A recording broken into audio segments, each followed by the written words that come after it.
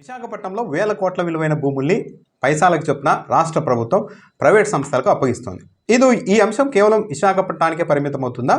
భవిష్యత్తులో అమరావతిలో కూడా ఇదే ఫార్ములాను అప్లై చేస్తారా? ఇక్కడ గమనించాల్సింది ఏంటంటే తెలుగుదేశం పార్టీకి అభిమానులుగా ఉన్నారు, అనుబంధంగా ఉన్న వాళ్ళలో పెద్ద పెద్ద ఐటీ కంపెనీలు నడుపుతున్న వాళ్ళు కూడా ఉన్నారు.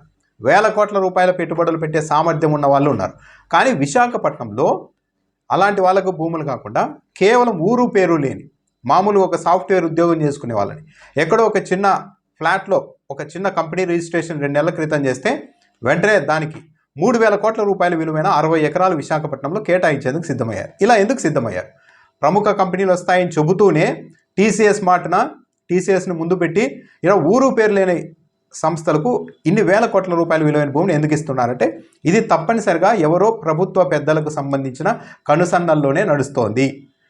వేల కోట్ల నిజంగా పెట్టుబడులు పెట్టే వాళ్ళకు కూడా భూములు ఇవ్వకుండా ఊరు పేరు లేని ఒక సాధారణ ఉద్యోగాలు చేసుకునే వాళ్ళకు ఇంత భూమి అప్పగిస్తున్నారంటే ఇది నిజంగా పెట్టుబడులు పెట్టేకి కాదు, ఉద్యోగాలు రప్పించేందుకు కాదు, డేటా సెంటర్లు ఏర్పాటు చేసేందుకు కాదు, కేవలం భూములు కొట్టేయడానికే. దీని మీద పెద్ద ఎత్తున వివాదం నడిచి ఈ డమ్మీ కంపెనీలు ఏది ఉర్సా లాంటి కంపెనీలకి భూముల కేటాయింపు చేయకూడదు అని కోర్టులకు వెళ్ళి ఒకవేళ రద్దు చేయాల్సి వస్తే ఆ మాటన టీసీఎస్ని చూపెట్టి టీసీఎస్ కూడా రద్దు చేసేసి టీసీఎస్ లాంటి సంస్థలను కూడా రాకుండా తరిమి కొట్టారు వీళ్ళు అంటూ ప్రతిపక్షం మీద దాడి చేయడానికి వీలుగా టీసీఎస్ను ముందు పెట్టారు. నిజంగా పెట్టుబడులు పెట్టే సామర్థ్యం ఉన్న వాళ్ళకి భూములు ఇవ్వకుండా కేవలం ఊరు పేరు లేని తమ వ్యక్తులకు మాత్రమే భూములు ఇస్తున్నారు అంటే నిజంగానే ప్రభుత్వ పెద్దల కనుసన్నల్లోనే వాళ్ళ బినామీ కంపెనీలా అన్న అనుమానం అయితే కలుగుతుంది. ఇప్పుడు విశాఖపట్నంలో అన్ని రెడీగా ఉన్నాయి కాబట్టి అక్కడ భూముల విలువ 50 కోట్లు 100 కోట్ల వరకు వెళ్తుంది కాబట్టి రూపాయలకు పైసలకి ఇచ్చేస్తున్నారు. ఇదే ఫార్ములా రేపు ప్రొద్దున అమరావతిలో అప్లై చేస్తే పరిస్థితి ఏంటి? 2014-19 మధ్య అమరావతిలో రైతులకు భూములు తిరిగి ఇవ్వగా అంటే వాళ్ళ ఫ్లాట్లు తిరిగి ఇవ్వగా మౌలిక సదుపాయాలకు పోగా 8,000 ఎకరాలు ప్రభుత్వం దగ్గర ఉంటుంది. ఆ 8,000 ఎకరాలని అమ్మేస్తే మనం అమరావతి మీద అప్పుగా తెచ్చి పెట్టిన పెట్టుబడి మొత్తం వెనక్కి వస్తుంది, అది సెల్ఫ్ సస్టైనబుల్ ప్రాజెక్ట్ అంటూ ప్రచారం చేశారు. మొన్న అధికారంలోకి వచ్చిన ఈ 10 నెలల కాలంలో గమనిస్తే మంత్రి నారాయణ తొలుత 4,000 ఎకరాలు మాత్రమే మిగులుతుందన్నారు. అంటే 8,000 ఎకరాలు ఉంటే 4,000 ఎకరాలకు తీసుకొని వచ్చారు. మొన్న రీసెంట్గా ఇంకో 44,000 ఎకరాలు ల్యాండ్ పూలింగ్ చేయాలి అన్న కాన్సెప్ట్ వచ్చినప్పుడు ప్రభుత్వం దగ్గర 2,000 ఎకరాలు మాత్రమే ఉంటుంది కాబట్టి సరిపోదు, అందుకనే ఒక ఇంటర్నేషనల్ ఎయిర్పోర్ట్ కట్టడానికి 5,000 ఎకరాలు అవుతుంది, దానికి భాగంగా 44 ఎకరాలు ల్యాండ్ పూలింగ్ చేయాలంటే ఒక కొత్త ఫార్ములా ఇచ్చారు. సరే ఎంతన్నా కావచ్చు, అమరావతిని 1,00,000 కోట్ల రూపాయలు అప్పు తెచ్చి ఒక స్థాయికి తెచ్చిన తర్వాత ఈ ప్రభుత్వం దగ్గర మిగిలే 4,000 ఎకరాల 2,000 ఎకరాల ఈ భూమిని కూడా ఇదే స్థితిలో ఇలాగే ఈ టీసీఎస్ లాంటి ఒక ప్రముఖ కంపెనీని ముందర పెట్టేసి ఆ కంపెనీకి ₹1 ₹1.5 ఫస్ట్ భూమి అప్పగించేసి ఈ 2,000 ఎకరాలని కూడా ఇక్కడ పరిశ్రమలు రావాలి, పెద్ద పెద్ద కంపెనీలు వచ్చేందుకు అడుగుతున్నాయి భూమి, వాళ్ళని మనం ఎంకరేజ్ చేయాలని చెప్పేసి ఆ మిగిలిన 2,000 ఎకరాలను కూడా ఇలాగే పైసాలకు రూపాయలకు అమ్మేస్తే ఈ అమరావతి మీద తెచ్చిన 1,00,000 కోట్ల రూపాయల అప్పుని ఎవరు తీరుస్తారు? అసలు ఆ పని చేయరు అన్న గ్యారెంటీ ఏంటి? ప్రభుత్వ పెద్దల వ్యవహారం విశాఖపట్నంలో జరుగుతున్న చూస్తుంటే రేపు ప్రొద్దున ఈరోజే అమరావతిలో ఎందుకు ఆ పని చేయలేదు అంటే ఇప్పటికిప్పుడు ఆ పని చేస్తే ఇంకా అప్పులు తెస్తూ ఉన్నారు, ఇంకా నడుస్తూ ఉంది. ఈ సమయంలో రాష్ట్రంలోని ప్రజలందరూ ఆమోదం కావాలి కాబట్టి దాన్ని వివాదం చేయడం లేదు.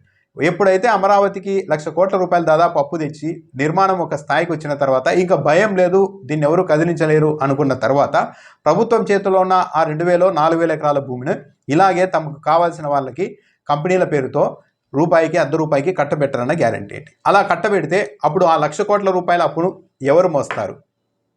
కేవలం ఉద్యోగాలు వస్తాయి, కంపెనీలు వస్తాయి, అప్పేముంది మెల్లగైనా కట్టుకోవచ్చు అని రాష్ట్ర ప్రభుత్వ పెద్దలే చెప్తే అప్పుడు పరిస్థితి ఏంటి? సో ఈ ₹1 టీసీఎస్కి ఎకరా 99 పైసలు అన్నారు, ఇప్పుడు చూస్తూ ఉంటే మొత్తం ఎంటైర్ 21 ఎకరాలు 99 పైసలకి ఇచ్చేస్తున్నారని కూడా చెప్తూ ఉన్నారు. అంటే భూముల కేటాయింపులో విచ్చలవిడితనం ఉంది, ఇది సరైన పద్ధతి కాదు.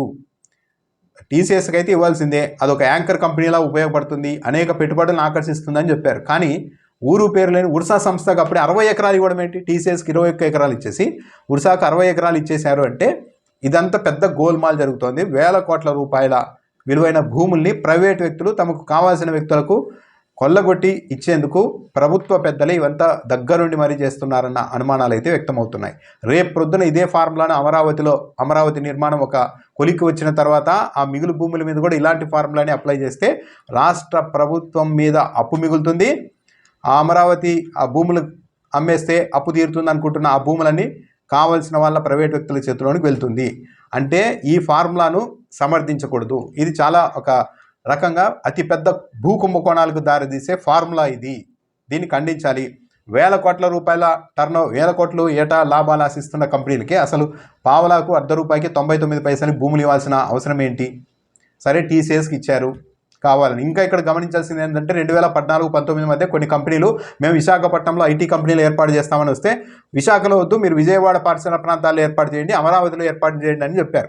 కానీ ఇప్పుడు మాత్రం విశాఖపట్నంలోనే ఐటీ కంపెనీలు ఏర్పాటు చేస్తారు అంటూ తమకు కావాల్సిన వ్యక్తులకు కంపెనీలకు ఇలా రూపాయికి 99 పైసలకి 3,000 కోట్ల రూపాయల విలువైన భూములు అప్పగిస్తూ ఉన్నారంటే ఇంతకు మించి ఏముంది? పైగా దీని మీద 4-5 రోజులుగా పెద్ద ఎత్తున వివాదం నడుస్తూ ఉంటే ఇప్పటి వరకు ప్రభుత్వం నుండి కనీస స్పందన లేదు. ఇది గమనించాల్సిన విషయం.